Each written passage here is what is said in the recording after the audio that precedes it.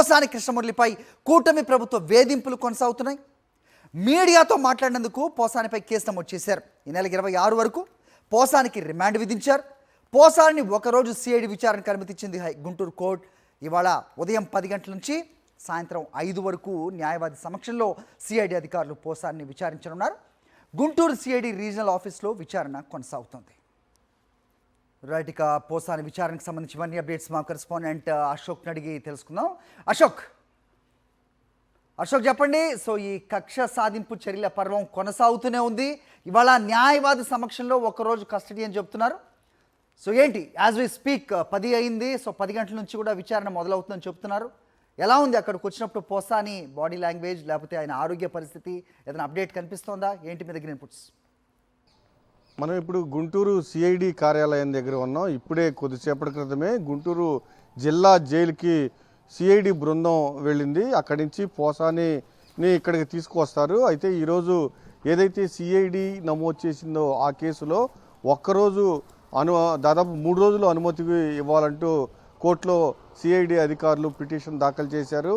మా కస్టడీకి ఇవ్వాలి, మేము విచారించాలని అందులో పేర్కోవడం జరిగింది. అయితే కోర్టు మాత్రం ఒక్కరోజు సిఐడి పోలీసుల కస్టడీకి పోలీసులకి సిఐడి అధికారులకి అనుమతి ఇచ్చింది. అందులో కూడా న్యాయవాది సమక్షంలో విచారణ జరపాలి.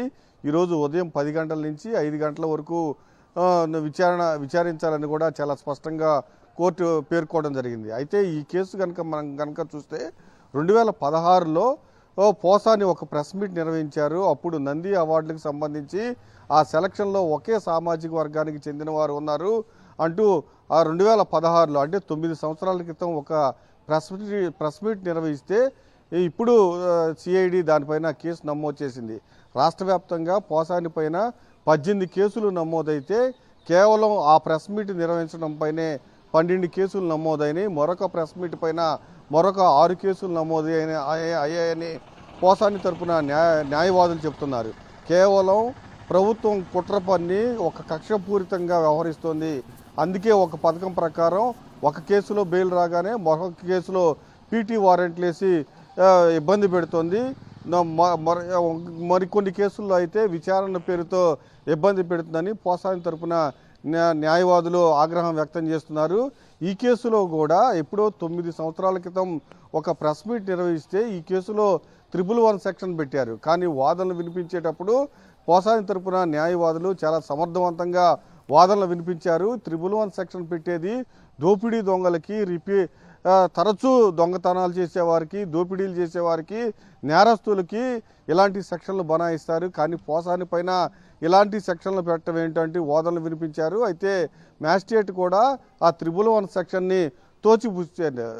మిగిలిన సెక్షన్స్ కింద ఈ నెల 26 తారీఖు వరకు రిమాండ్ విధించారు. పోసాని గుంటూరు జిల్లా జైల్లో ఉన్నారు. అయితే పోసాని మ్యాజిస్ట్రేట్ ముందు ఒకటే చెప్పారు, లోకేష్ నన్ను తెలుగుదేశం పార్టీలోకి రమ్మన్నారు, నేను రానన్నాను. అందుకే ప్రభుత్వం నా పైన కక్ష కట్టి ఇన్ని కేసులు పెట్టింది. ఎప్పుడు ఎక్కడ ఎన్ని కేసులు పెట్టారో నాకు తెలియదు. రాష్ట్రం అంతా తిప్పుతూ నన్ను చిత్రహింసలకు గురి చేస్తున్నారని ఈ కేసులోనే మ్యాజిస్ట్రేట్ ముందు సాక్షాత్తు పోసాని బోరుమంటూ విలపిస్తూ చెప్పడం మనం అందరం చూసాము. అయితే ఈ కేసులో మరికొద్దిసేపట్లోనే పోసాన్ని గుంటూరు జిల్లా జైలు నుంచి సిఐడి కార్యాలయానికి తీసుకురానున్నారు. హరి. All right Ashok.